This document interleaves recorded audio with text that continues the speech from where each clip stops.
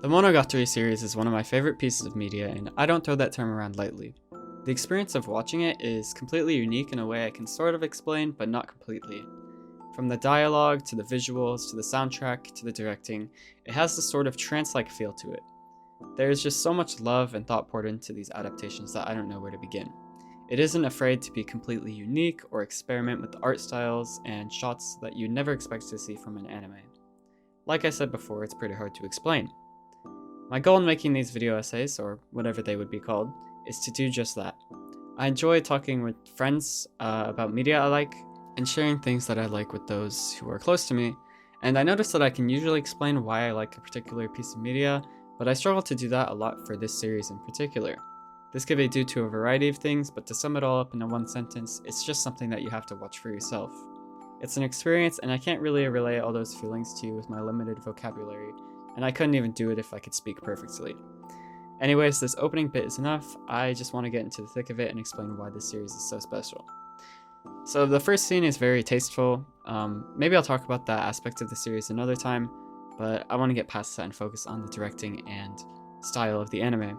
We get a very calming scene with some gorgeous scenery to start things off, and then we are abruptly pulled into the Kizumonogatari flashback, and it immediately establishes that the series is going to have some pretty high stakes moments. It hoists this kind of warning flag that says don't forget about this, which is something that you may do watching the more dialogue heavy first two arcs. Needless to say, this sequence is pretty confusing for a first time viewer, and this is kind of due to the weird watch order of the series.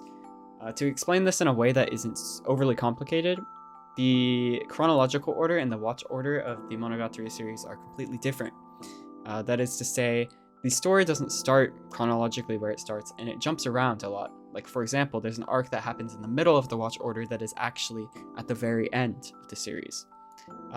This watch order actually ends up heightening the experience of the series because there's a lot of mystery that is set up due to the lack of information that we would have if we watched it chronologically.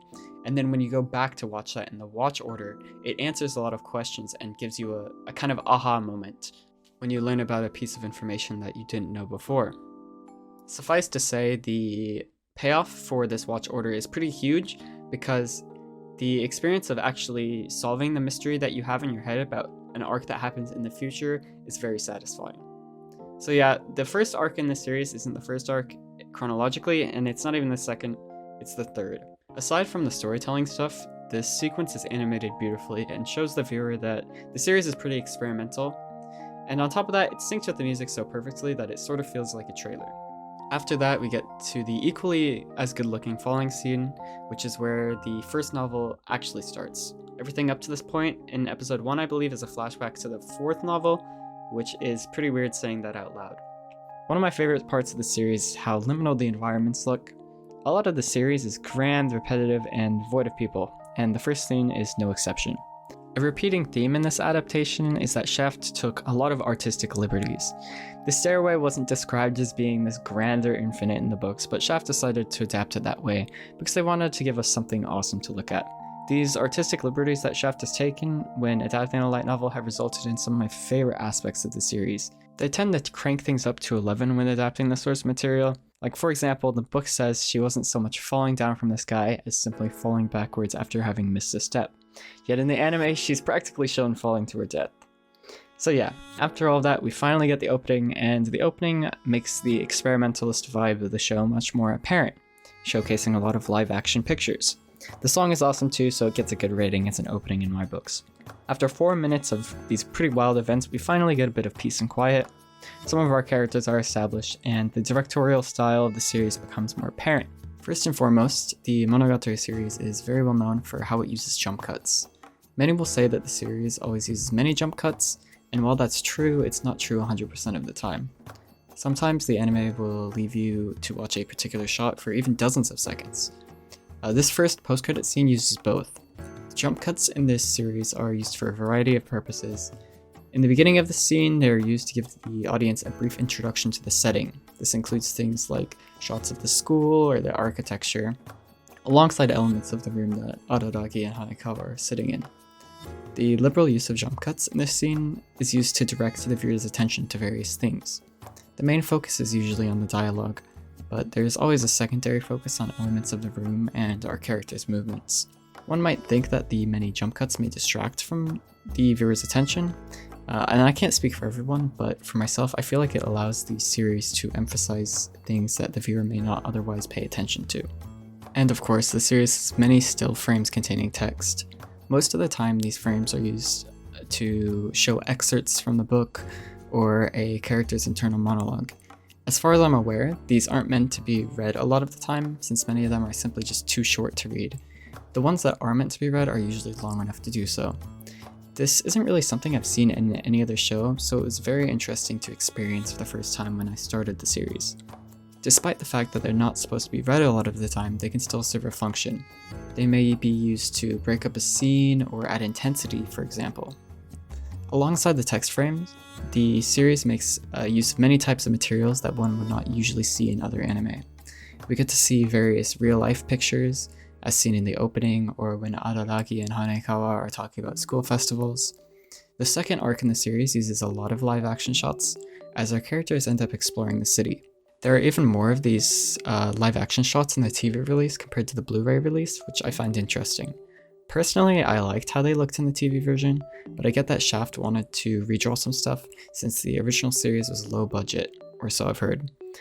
Episode 6, for example, also uses a really cool diorama type thing during some narration, and even live action is occasionally used, as seen in episodes 2 and 6. Later in this video, I will also talk about one of my favorite scenes, which makes use of some stop motion. The anime makes liberal use of extreme close-ups and extreme far shots. These are used to further direct the audience's attention to a particular object, environment, or feeling. For example, a close-up of a character's eyes may be used to show their reaction, emotion, or what they're thinking about. Or a character may take up far less of the screen, as seen in some of the long shots. These may be used to emphasize the environment the character is in, or emphasize a feeling, like how helpless or small they may feel. Another aspect of the directorial style is framing. Many shots are, simply put, oddly framed compared to what you'd expect from other shows. For example, we have this frame of Hanekawa sitting on the right side of the screen, while Araragi is off to the right. In a regular show, this camera would usually be on both of them or on one of them as a close-up. However, this shot is at a normal distance and Hanekawa isn't even centered. There are also many shots where a character's body is only slightly visible. Personally, I like these shots simply because they're unique and help create a signature style for the series. Additionally, the series plays a lot with foreground and background. One of my favorite instances of this is when Araragi is holding up his pen to block Hanekawa's eyes, for example. We also get more play with the foreground and the background with this shot of the chairs.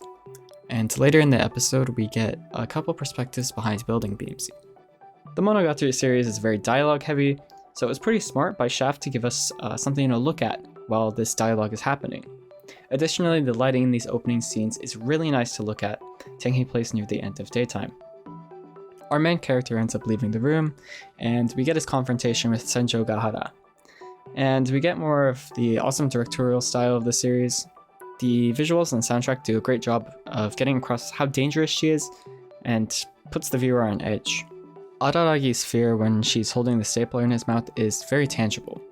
Once we get outside, we get more of these beautiful background shots. To accentuate the liminal feel to them, there isn't a single background character to be seen. This is a reoccurring theme throughout the series. I don't think there's ever not once a background character. I think the closest thing we get is some cardboard cutouts, or maybe some other cars driving on the road, or for some of the characters with very small appearances, we get their dialogue, but we never get to see their face. Yeah, but there's like never a human on screen who isn't directly involved in the plot. I heard the anime, or the original anime, had a pretty low budget, so maybe this was Shaft trying to cut costs where they could, but I really do believe they stumbled into something great here. The environments feel so much grander without the existence of background characters, and it shifts all the attention onto the players who progress the story, really emphasizing the fact that it's a light novel adaptation. I've always found the character acting in the series to be pretty superb. Maybe it's a bit odd to say that about an animated series, but regardless, the character acting is skillfully propped up by the use of camera angles and framing, among other things. If the character acting wasn't good, this series would really be stunted since it's so dialogue heavy. The scenes I'm showing on screen should give you a good indication of this. The ways the characters are feeling and acting is very apparent just from watching alone, even without audio. The scene where Araraki and Senjo Gahara enter the cram school is another one of my favorite scenes from a stylistic standpoint.